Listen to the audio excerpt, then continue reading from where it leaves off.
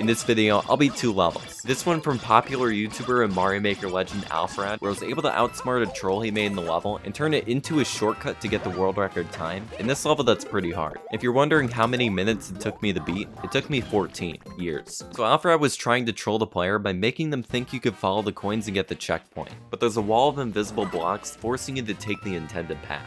But I was able to get past it by doing a nearly pixel perfect jump, squeezing past all the invisible blocks, which skips taking the intended path and saves over 20 seconds. And while nothing is really going on in this part of the level, I thought I'd mention that we're now in a battle against this channel Kids Playtime TV in a subscriber race, so please help us destroy them. Anyway, in this next part, I intentionally take damage so I'm small enough to jump off the top of this blaster for a speed boost, and it lets me activate this bob-omb faster than if I had normal running speed. By hitting the bob-omb faster, I won't have to wait as long for it to blow up some blocks at the end of the section. Now, to be as quick as possible, I exit this pipe immediately after the bob-omb explodes and barely avoid taking damage.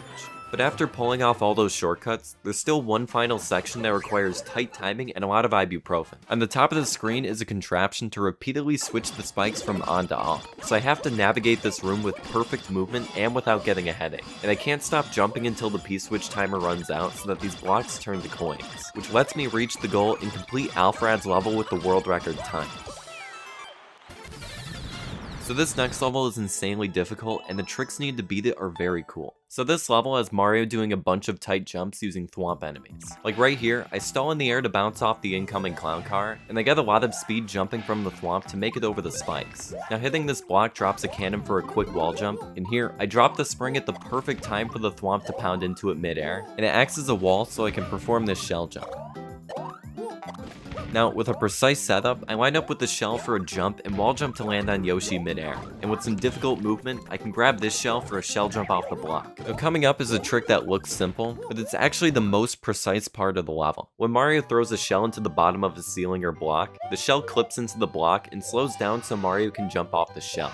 This POW acts as a falling ceiling where the shell can clip and slow down, but you only get the shell jump if you're spaced perfectly from the POW. You can't really tell if you were spaced correctly until after you fail the trick, because all this happens so fast. But after successfully getting past that part, I launch the spike ball with the spring to bounce off of midair, make a tight jump off this POW block with Yoshi so I could spit fire at the bob-omb for this precise midair jump, and here, I backflip off of Yoshi with momentum from the thwomp and jump off the shell midair, and I twirl over to the flagpole and complete the level.